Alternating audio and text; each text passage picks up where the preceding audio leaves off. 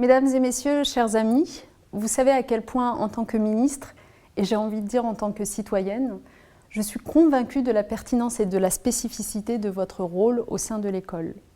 Je sais également pouvoir compter sur votre appui sans faille à la mise en œuvre de nos politiques publiques et éducatives.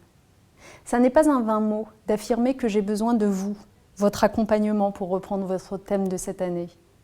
Les CIO sont des lieux en prise avec les changements qui nous environnent. Vous contribuez à cet ajustement subtil entre la singularité de l'école et un monde professionnel en constante évolution. De façon ambitieuse et exigeante, vous accompagnez ce mouvement, sans vous y soumettre, mais en tenant compte, comme vous avez toujours su accompagner les grandes évolutions de la société et du monde professionnel.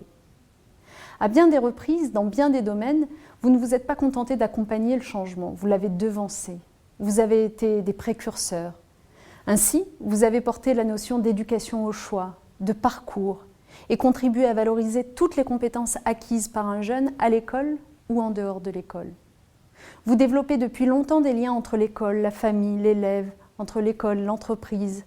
Le rôle que vous jouez dans l'accompagnement des élèves est majeur pour lutter contre les déterminismes sociaux, réduire les inégalités de destin scolaire, autant d'objectifs qui me tiennent à cœur et qui sont d'ailleurs centraux dans la loi de refondation de l'école. Vous accompagnez également les équipes éducatives et les chefs d'établissement dans l'analyse du fonctionnement de l'orientation, dans la compréhension de situations individuelles et collectives, en leur apportant votre éclairage et votre expertise. Ces capacités d'anticipation et d'analyse nous sont précieuses. Enfin, vous accompagnez au quotidien des mesures très importantes pour la réussite de tous. Je citerai le nouveau droit à repréparer l'examen dans son établissement pour un jeune qui a échoué au bac, la période de consolidation de l'orientation pour les secondes professionnelles, l'orientation en fin de seconde ou encore le droit au retour en formation. Vos apports sont majeurs. Ils contribuent à garantir que l'esprit qui préside à chacune de ces réformes s'incarne véritablement dans leur mise en œuvre.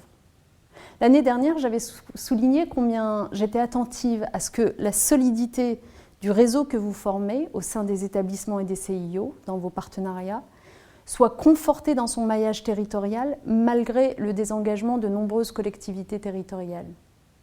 Eh bien, je mesure, pour accompagner la mise en œuvre de façon très régulière avec chaque académie, que les déclinaisons locales doivent être chaque fois examinées attentivement en prenant en compte de nombreux paramètres.